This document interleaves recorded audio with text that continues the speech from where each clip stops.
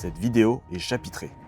Rendez-vous dans la description ou sur la barre de lecture pour accéder directement à la partie qui vous intéresse. Salut à tous, on se retrouve aujourd'hui pour une nouvelle vidéo. Aujourd'hui, on va parler d'avant-première Pokémon puisque ça y est, on a désormais officiellement connaissance des 4 cartes d'avant-première pour la série KO Ascendant. Pour rappel, les tournois d'avant-première KO Ascendant auront lieu les week-ends du 9-10 mai et du 16-17 mai. Merci infiniment pour votre soutien, pour vos vues, pour vos likes, pour vos commentaires sous ce genre de vidéos. Des vidéos forcément un peu niche, mais vous répondez toujours présent. Aujourd'hui, on va donc parler de KO Ascendant, une série qui pourrait bien plus changer la méta que Équilibre Parfait, avec un grand nombre de nouveautés, des cartes énergie spéciale, de nouveaux stades, de nouveaux supporters et de nouveaux objets qui pourraient très bien, très vite, intégrer la méta. Pour ces tournois d'avant-première KO Ascendant, on a donc le droit à 4 nouveaux Pokémon, Goupelin, Faramp, Nostanfer et Muplodocus. Cette fois-ci, on revient à 4 types de Pokémon différents, mais que des Pokémon de niveau 2. Ça aura forcément son incidence sur le rythme de la partie, puisque des decks avec des Pokémon de niveau 2 sont globalement plus lents à mettre en place. Ça permettra sans doute de mettre un peu plus les joueurs sur un pied d'égalité. Et en plus, point positif, aucun des Pokémon n'a la faiblesse sur l'autre. Alors vous l'avez vu, cette vidéo, elle est chapitrée, parce qu'aujourd'hui, je ne vais pas me contenter d'analyser ces 4 cartes promo. Je vous parlerai aussi des autres cartes que cette officialisation nous confirme. Et à la fin, je vous donnerai mes quelques pronostics sur les cartes de la série qui pourraient très bien intégrer ces decks. Ne perdons pas plus de temps et passons au classement.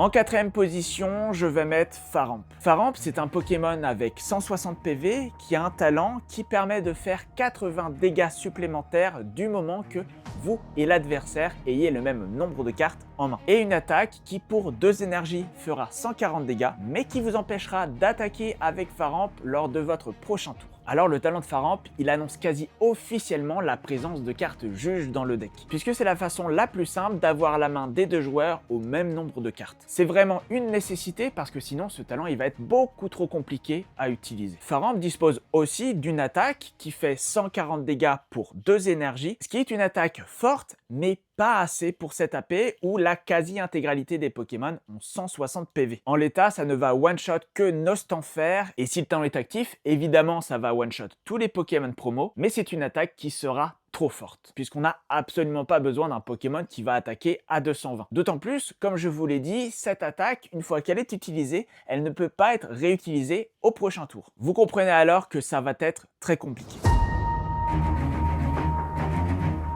En 3ème position, j'ai mis Nostanfer. Nostanfer, c'est le Pokémon des 4 qui a le moins de PV, 130 PV, ce qui va s'avérer être un gros problème, avec un talent intéressant, mais qui devrait être couplé à un moteur de pioche, avec une attaque pour un coup d'une seule énergie ténèbres, qui va attaquer à 80 dégâts, ce qui est assez faible, mais qui peut faire complètement déjouer l'adversaire, puisque vous rendez le Pokémon adverse confus et empoisonné. Certes, en apparence, c'est un Pokémon assez faible, mais pour l'aspect surprise, je me suis dit qu'il méritait cette 3ème place du podium.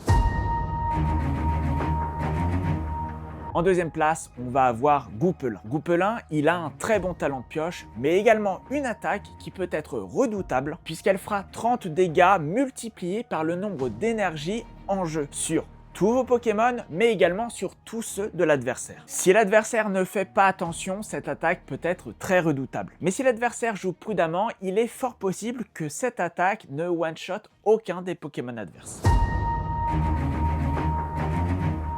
Enfin, vous l'avez compris, la première place, elle va à Muplodocus. Muplodocus, encore un Pokémon de 160 PV, un Pokémon dragon, qui aura donc une attaque nécessitant plusieurs types d'énergie pour être utilisée. Une attaque qui fera 160, donc elle va one-shot tous les Pokémon promo, avec un coût relativement faible qui vous fait défausser la première carte de votre deck. On sait qu'en AP, on n'a que des decks de 40 cartes, donc ça se vide très vite, mais ça ne reste finalement qu'une seule carte, donc c'est un défaut qui reste minime. Et surtout, Muplodocus a un talent intriguant qui, si vous êtes chanceux, va permettre de bloquer le Pokémon adverse sur le poste actif. Je ne sais pas encore dans quelles conditions ce talent sera utile, mais ne serait-ce qu'une attaque qui va one-shot tous les Pokémon, c'est très fort. Voici donc mon classement. Faramp, Nostanfer, Goupelin et Muplodocus. N'hésitez pas, vous, dans les commentaires, à me dire ce que vous en pensez, si vous êtes d'accord ou pas d'accord. Je suis vraiment très curieux de vous lire. Alors maintenant, on va rapidement parler des autres cartes qu'on connaît suite à l'officialisation de Pokémon.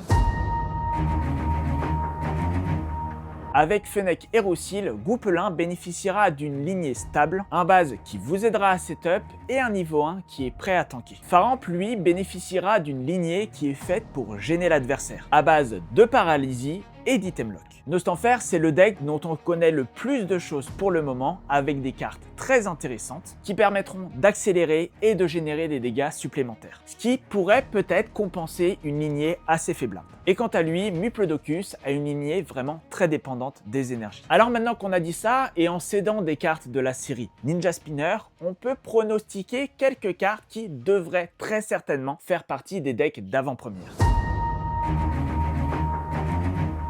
La carte OO, qui permet de récupérer des Pokémon de base de la défausse et les mettre sur le banc, elle sera très certainement dans le deck Goupelin. Emolga, qui permet de chercher 2 énergies dans le deck et de les mettre dans la main, lui je le vois très bien être dans le deck Faramp. Pour moi, dans le deck Nostanfer, on aura forcément un coup de fiche, puisque cette carte est complètement portée sur le poison. Elle a un talent qui permet d'empoisonner le Pokémon adverse s'il met des dégâts, et une attaque qui fera 30 plus 50 dégâts si le Pokémon adverse est empoisonné. Pour Muplodocus, j'ai pas trouvé de Pokémon dont je suis absolument persuadé qu'il fera partie du deck. Par contre, je vois très bien Simulabre être ajouté à l'un des decks, puisque sa première attaque permet de récupérer 2 cartes tome de transformation dans le deck, et c'est le genre de carte que je vois très bien être utilisée en avant-première. Voilà, c'est tout pour cette vidéo, j'espère qu'elle vous aura plu. N'hésitez pas à me dire ce que vous pensez de mon classement, à me dire ce que vous pensez de mes analyses et de mes pronostics. Si cette vidéo vous a plu, n'hésitez pas, comme d'habitude, à mettre un like et à me le dire dans les commentaires. N'hésitez pas aussi, évidemment, à vous abonner et activer la cloche. On se retrouve très vite pour de nouvelles vidéos. En attendant, portez-vous bien.